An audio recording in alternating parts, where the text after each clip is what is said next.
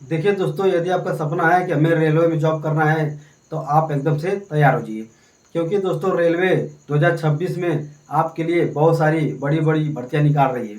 अभी हाल ही में देखेंगे तो दिसंबर जनवरी में आपका रेलवे ग्रुप डी का भर्ती निकाला था। जैसे उसका फार्म भरकर ख़त्म हुआ तब तक आपके लिए एक और भर्ती रेलवे एएलपी की निकल के आ चुकी है। और जैसे इसका फार्म भर के ख़त्म होगा आपके लिए एक और भर्ती निकल के आ जाएगी। इसीलिए बोल रहा हूँ कि आप एकदम से पहले से ही तैयार हो जाइए और सारा फोकस सिर्फ आप पर पढ़ाई पे कीजिए। आखिर वो भर्ती कौन सी है, सारा ए टू जेड जानकारी आपको मैं बोर्ड पर बताऊंगा, बस मेरे वीडियो में लास्ट तक बने रहिए। तो देखिए, रेलवे टीसी टीटीई भर्ती 2026 यानी जो दोस्तों भर्ती निकल कर आने वाली है वो आपका टीसी और टीटीई के पद पर भर्ती आपको देखने को मिलेगी। कुल पद 11,500। आप देखिए, इसका जो टोटल पोस्ट निकल कर आएगा आपका 11,500 पर भर्ती निकालेगी। हो सकता है कि ऊपर नीचे भर्ती हो जाए, लेकिन आपका 11,500 पर भर्ती आपका मान के चलिए कि निकालेगी।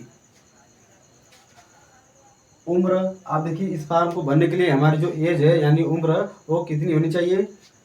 तो जनरल ईडब्ल्यूएस के लिए 18 से 30 साल, ओबीसी के हैं तो आपको 3 साल की छूट मिलेगी, और एससी एसटी है तो आपको 5 साल की छूट मिलेगी। यानी जो इस फॉर्म को भरने के लिए जो एज है आपका जनरल ईडब्ल्यूएस के लिए आपका 18 से 30 साल, बाकी आप ओबीसी हैं तो आपको 3 साल की छूट मिलेगी, और एससी एसटी हैं तो आपको 5 साल की छूट मिलेगी। तो देखिए, ओबीसी के लिए 3 साल है तो आपका हो जाएगा 18 से 30 है तो आपका 33 साल हो जाएगा। बाकी आप 5 साल एससी एसटी के लिए है तो आपका 18 से 30 5 35 साल हो जाएगा। यानी कि एससी एसटी के लिए आपका 18 से 35 साल उम्र होना चाहिए। आप फीस की बात करते हैं, यानी कि इस फॉर्म को भरने के लिए हमें फीस कितना देना पड़ेगा।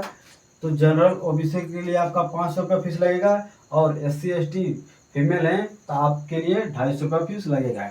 यानी कि इस फॉर्म को भरने के लिए जो हमारी फीस है, यदि आप जनरल ओबीसी हैं तो आपको इस फॉर्म को भरने के लिए 500 रुपये देना पड़ेगा। बाकी आप एससी एसटी महिला हैं तो आपको 250 रुपये फीस देना पड़ेगा।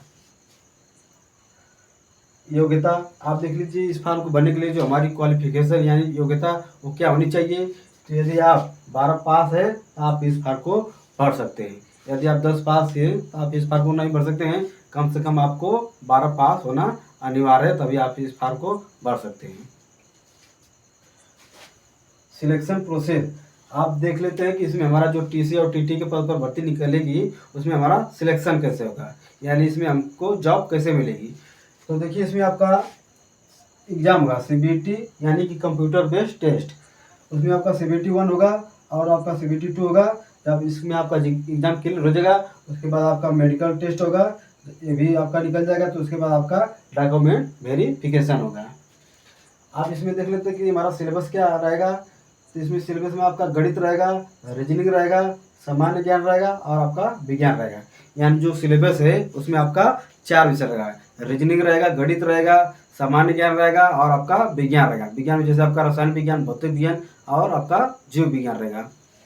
आप सबसे पहले सीबीटी 1 देख लेते हैं इसमें हमारा कैसे एग्जाम होगा। तो देखिए, इसमें आपका टोटल जो प्रश्न है आपका 100 प्रश्न रहेगा। टोटल जो मार्क है आपका 100 रहेगा, और समय जो है आपका 90 मिनट रहेगा, और इसमें आपका नेगेटिव मार्किंग 1/3 का रहेगा।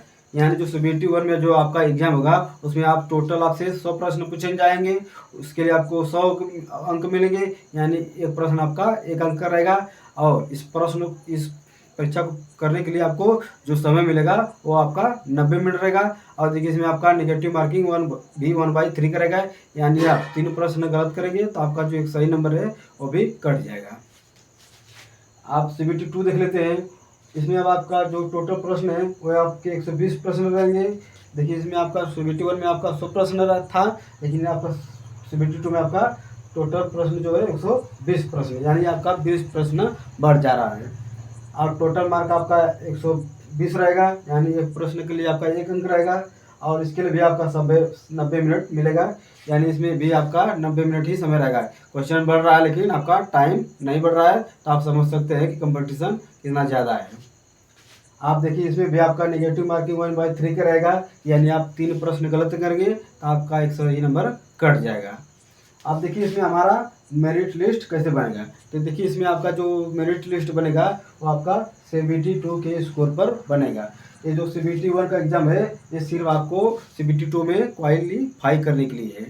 जो आप लास्ट में मेरिट जो बनेगी वो आपका CBT2 के बेस पर ही मेरिट बनेगी। आप देख लीजिए कि जो TC और TT आखिर होते क्या हैं। आपके मन में रहेगा कि TC और TT क्या होते हैं। तो जो TC हैं, जैसे आप देखेंगे कि रेलवे स्टेशन और प्लेटफार्म को जो चेक करते हैं टिकट, उनको TC बोला जाता है। जैसे यात्री उतरते हैं तो देखते हैं कि कहीं प्लेटफार्म पर TC तो चेक नहीं कर रहा है, उन्हीं को TC बोलते हैं। और जो TTE होते हैं, यानी आप देखे होंगे कि जो रेलवे में यानी ट्रेन में टिकट चेक करते हैं उनको TTE बोला जाता है। यानी कि जो रेलवे प्लेटफार्म पर चेक करते हैं उनको TC और जो ट्रेन में चेक करते हैं उनको TTE। अब बात कर लेते हैं कि इसमें जब हमारा सिलेक्शन हो जाएगा तो हमको सैलरी कितना मिलेगी। तो देखिए इसमें आपको सैलरी जो है आपको 47,541 रुपया आपको पर मंथ मिलेगी। आगे आपका सैलरी बढ़ता रहेगा और इसमें जो सरकारी भत्ते हैं आपको मिलते रहेंगे। अब सबसे बड़ी बात ये रहेगी कि हमारा जो है भर्ती है आखिर कब तक आएगी। तो देखिए आपका जो भर्ती है वो आपका जून जुलाई में महीने में आ जाएगी। जैसे ही रेलवे LP की भर्ती ख़त्म होगी तब उसके बाद आपका भर्ती निकल के आ जाएगी। हो सकता है कि 1 महीना आगे या पीछे हो सकता है, लेकिन मान के चलिए आपका जून जुलाई में ये वैकेंसी निकल के आ जाएगी। बाकी यही जानकारी आपको देनी थी। बाकी हमारा वीडियो कैसा लगा, अगर वीडियो अच्छा लगा तो वीडियो को लाइक और चैनल को सब्सक्राइब कर लेना। मिलते हैं अगली वीडियो में, तब तक के लिए धन्यवाद।